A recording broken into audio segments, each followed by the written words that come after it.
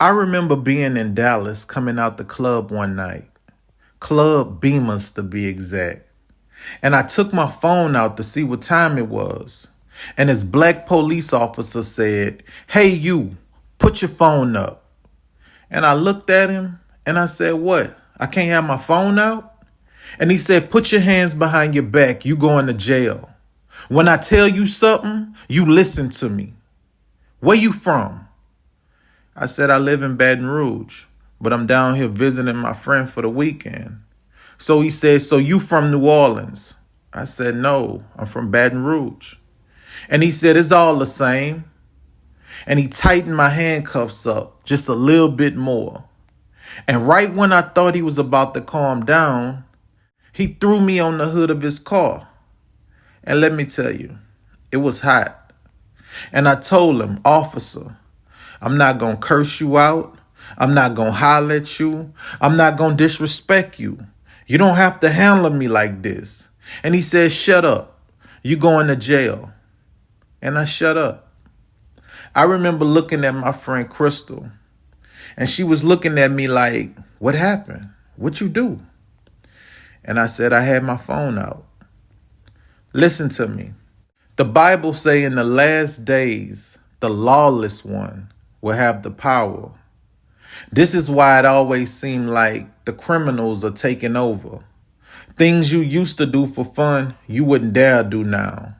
Places you used to go, you scared to go now. This is why our children look up to the rappers. It's more cool to go to prison than it is to go to college. But back to the story. I'm sorry. After waiting on that officer car for about 5 minutes, a white policeman pulled up. White guy, get out the car. And I got spooked when I seen him because he was one of those officers with that crew cut. You know, those officers that have that bald spot in the top, but they have the spiky hair all around it. He was one of those type of white cops. So I'm thinking to myself, dang, if the black cop was bad, oh my God, what's about to happen with this dude? And when he approached me, he said, "What happened?" I said, "Well, sir, I was coming out the club. I pulled my phone out my pocket to see what time it was. And the officer told me, put my phone up." And I asked him, I said, "You can't have your phone out?" And he told me, put my hands behind my back. I was going to jail. I said, I didn't disrespect him. That's really all that happened. So he said, "Wait right here. I'm going to go talk to the cop." So he didn't come back. The black cop came back. And he said, "Look, I'm going to let you go. But if I ever see you again, I'm going to lock you up. I run Texas. You don't." "Yes, sir."